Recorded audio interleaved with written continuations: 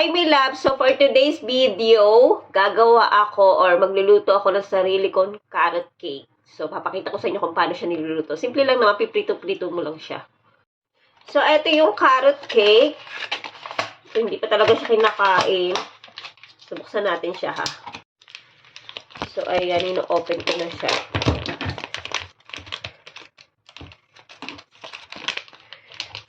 Medyo mahirap. Yan, maaamoy mo na yung amoy niya.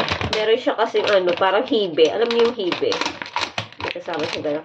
Itong carrot cake na to is, ito yung parang labanos. Ay, hindi pala siya parang. Labanos talaga siya na ginanon, kinayod lang siya. Tapos nilagyan ng mga, hindi kasi ako marunong magluto ng ganito. Pero yung ibang mga Chinese, marunong talaga sila mag-homemade ng ganito. So, ito siya, my loves. Ayan. So, ayan, hiwain lang natin siya. Hindi ko pwede ipakita yung kutsilyo kasi bawal dito kay mamita. So, ayan. Okay? Tapos, lagay na natin siya dun sa plate o small na platito. So, ayan, my loves, eto na, nahiwa ko na siya. Ayan. So, ganito yung style niya. Then, ipipirito na natin siya. Ganito lang naman magluto nito. Para saglit lang, parang pancake, ganun lang. Madali lang, mantika lang, ganun. So, ayan, nagpapainit na ako ng kawali. Tapos, lalagyan ko na siya ng konting oil lang naman. Or, depende sa inyo kung gusto nyo, ganun. Basta ako, konti lang talaga. Tapos, ipiprito-prito lang natin siya saglit. Ayan, lagyan na natin siya ng konting mantika kasi medyo mainit na yung kawali. At saka, open natin yung exhaust fan. Yan, ganyan lang. Ayan, so kung nakikita nyo, medyo umuusok-usok na siya. Pasusunugin ko na ito. Ganun. Joke lang. So, ayan, lalagay na natin doon carrot cake.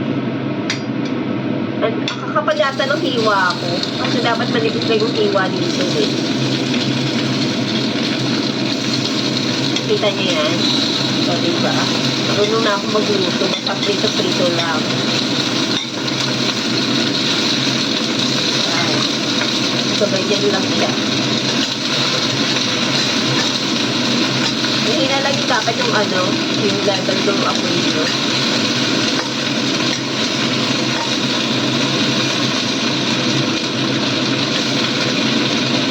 Ayan, sa tingnan nyo. Ano ba? Ayan, oh. Ganyan siya, milang. Nanikit na ako lang siguro sa mantika.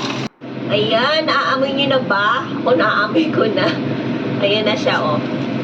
Ay, paano ba makikita nyo ba? Ayan na siya, milang. Medyo brown-brown na siya. Hindi ko kasi malagay doon kasi wala ng space. So, ayan. Pag in-order nyo to sa restaurant, alam nyo ba, lang siya, light brown lang siya, tapos okay na. Pero ako kasi, pag ako nagluluto talaga ng ganito, yung ako mismo, gusto ko kasi parang siya, parang may dark brown sa, parang toasted ba, ganun. Ewan ko ba parang sa akin masarap kasi sa akin yung medyo toasted siya. Pero hindi naman sunog na sunog. Yung toasted na parang may brown-brown talaga na dark sa ibabaw, tsaka yung sa may ilalim. So, ganun ako magluto. Ayoko nung parang light lang, ganun. Pero sa restaurant kasi, ganun sila. So, depende yan sa gusto ng tao. Pero ako talaga, gusto ko tino-toasted ko talaga. Pero may medium heat lang yung niya. Nasa number 2 lang yung level ng apoy niya. Hindi siya sobrang init. Ganun. Para ba hindi siya masyadong masunog. Ganun. So, ito na, ibabaliktad na natin siya. So, diba? Paaksan na yun. Ganito yung gusto ko talaga yung medyo toasted. Alam mo yun? Kahit sa tikoy, kapag nagluluto ako ng tikoy, gusto ko rin yung medyo toasted yung yung egg niya. Yung ganun. So, ayan, hanguin na natin siya kasi medyo okay naman na. At nagugutom na rin ako. So, this is my merienda for today's video. Diba? Hindi na ako lalabas. So, ayan siya, oh, ganyan. Ganyan yung gusto ko, yung medyo may pagka parang crispy sa ibabaw. Alam mo yun? O, diba? Pak, ganun. Kasi hindi ko lahat nagawa yung ganun. Kasi yung iba is white pa. Oo. Ayan, ganyan. Kailangan dito is mahina lang yung apoy nyo para hindi talaga siya masyado masunog. So, ayan, milas, tapos ko na siya lutuin. So, kainan time. So, eto siya, oh, kung makikita nyo. Kasi yung iba, hindi ko siya masyadong na-toasted. Mga white-white pa. So, okay lang yan. Tapos lalagyan, tuturo ko sa inyo kung ano yung sinasawsaw dito, yung parang XO sauce, ganun. So, eto na nga yung sinasabi ko sa inyong XO sauce, yung parang siyang shrimp na halo-halo, basta parang alamang, mga ganun. Basta masarap siya, tapos spicy, ganun. Tapos kuha na rin ako ng platito, tsaka kutsarita. So, ayan, basta na natin siya. Ayan siya, oh. Diba, pak, ganun. Tingnan niyo siya, oh. Ayan. Ganito yung ididip mo yung, oh, diba, pak, ganun.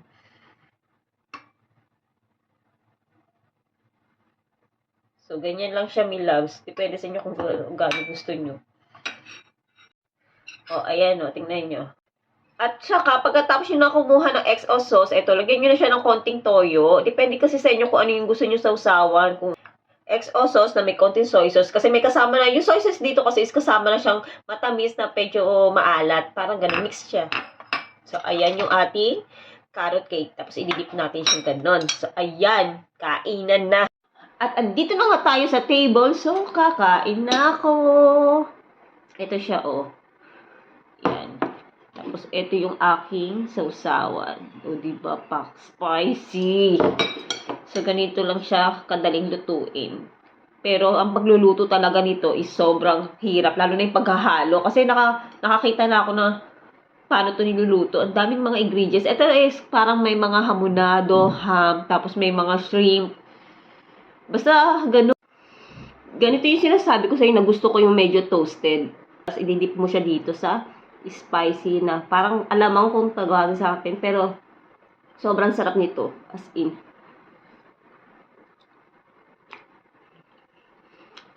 Yummy. Sarap po.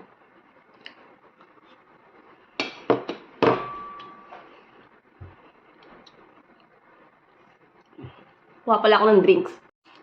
So, ayan, kumuha ako ng drinks. So, syempre, hindi natin ipapakita ang brand name dahil hindi sponsored. Fuck.